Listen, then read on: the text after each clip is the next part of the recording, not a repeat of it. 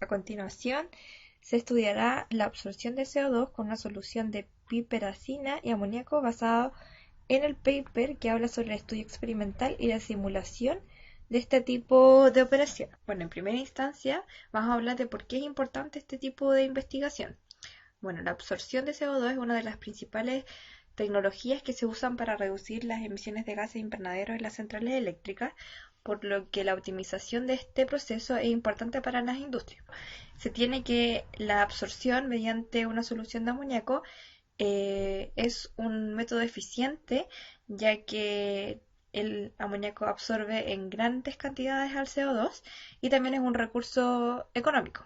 El problema que tiene este tipo de soluciones es que el tiempo de la reacción es demasiado elevado, por lo tanto el tiempo de residencia dentro de una torre de absorción debe ser demasiado alto, lo que aumenta los costos energéticos. Además, la volatilidad del amoníaco causa grandes pérdidas de este durante la operación. Lo que se propone en esta investigación es la incorporación de la piperacina, que incrementa la velocidad de reacción del CO2 en el absorbedor y por lo tanto también aumenta la capacidad de absorción a un doble en comparación al MEA.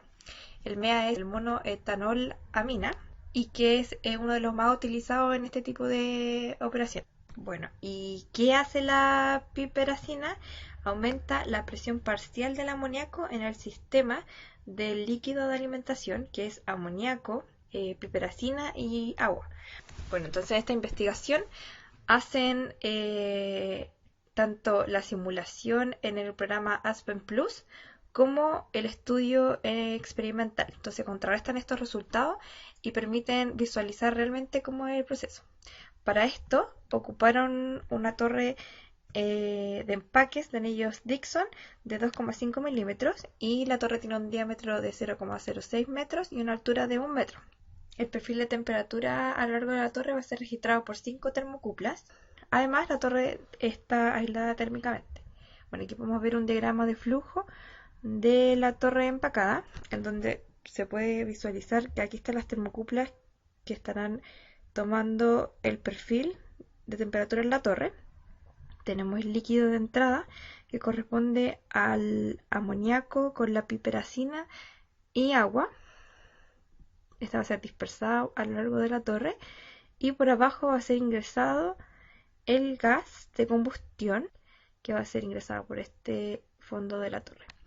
Una vez realizada la absorción, se va a obtener un líquido de salida, el cual se espera que tenga el CO2 y por el tope de la torre va a salir el gas que mayoritariamente va a tener amoníaco y un poco de CO2 y luego se van a llevar a un lavador que tiene ácido fosfórico para recuperar el amoníaco y lo que quede de CO2 se va a expulsar a la atmósfera.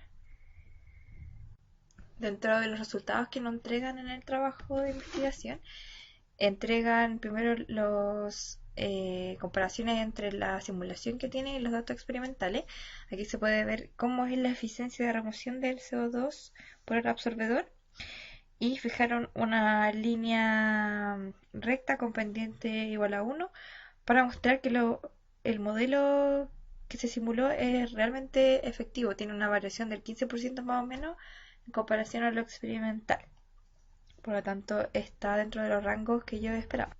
De los resultados que hicieron en la investigación, a nosotros nos importa más que nada cómo varía la absorción del CO2 dentro de la torre al aumentar las concentraciones de piperacina en el líquido de entrada, con el cual va a ser absorbido. Por lo tanto, aquí obtenemos un gráfico de la eficiencia de remoción del CO2 y de la concentración de amoníaco en la salida del gas a esta concentración de piperacina. Bueno, se variaron entre 0 y 10 y los resultados obtenidos son para la concentración de amoníaco, que al aumentar la piperacina aumenta la cantidad de amoníaco que sale en el gas de salida. Esto no es muy bueno porque lo que queremos es recuperar el mayor porcentaje de amoníaco en el proceso. Y para la la eficiencia de remoción del CO2 se puede observar los resultados que se esperaban en la investigación, que al aumentar la concentración de piperacina aumenta la eficiencia de absorción, llegando a valores casi de 90%, y si antes no se tenía amoníaco teníamos más o menos unos 50%, entonces totalmente lo que se esperaba. Adicionalmente se hizo un análisis de la temperatura a lo largo de la torre de empaques. Bueno, el cambio de la temperatura produce dos efectos. Uno principalmente va ligado a que si yo aumento la temperatura, aumenta la reacción, la velocidad de reacción. Y el otro es que si yo también aumento la temperatura, como la reacción de absorción de CO2 es exotérmica, altas temperaturas provocarán que el equilibrio de la reacción inhibe la absorción del CO2. Por lo tanto, es importante ver este término. Entonces aquí podemos ver que cuando no se agregó piperacina, la temperatura se mantenía más o menos entre 22,5 a 15 grados Celsius. Al ir aumentando la piperacina en porcentaje en peso, podemos ver que el perfil de temperatura es bastante grande, o sea, el gradiente es grande, variando entre un 20-45 grados Celsius. Como conclusión, adicionar la piperacina incrementa la absorción de CO2. Si se compara a una mezcla que se le agregó 5% en peso de amoníaco y 5% en peso de piperacina para absorber una mezcla de 0,2 CO2, es comparable al remover la misma cantidad de CO2 con una mezcla del 30% de MEA.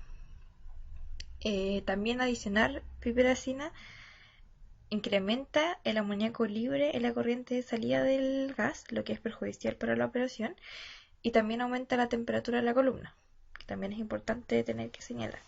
Además, en la investigación se señala que la simulación que ellos realizan de este tipo de operación es concordante con los datos experimentales, por tanto se ahorran todo lo que es el hacer el experimento, por tanto pueden hacer las conclusiones a partir de su simulación en el Aspen Plus.